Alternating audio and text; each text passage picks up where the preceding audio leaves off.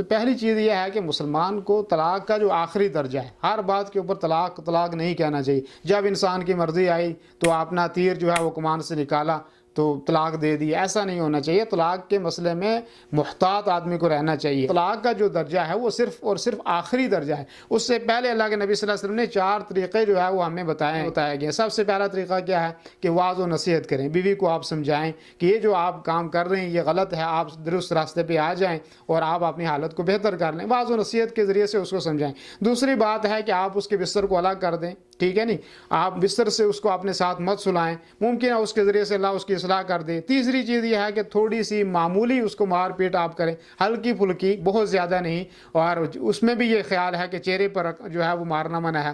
چوتھی چیز یہ ہے کہ آپ کوئی ثالثی کا طریقہ اختیار کریں، اس کے وارثوں کو آپ بلائیں، کوئی کچہری رکھیں اور ان کو کہیں کہ آپ اس کو سمجھانے کی کوشش کریں۔ یہ 4 چیزیں ہیں طلاق دینے سے پہلے۔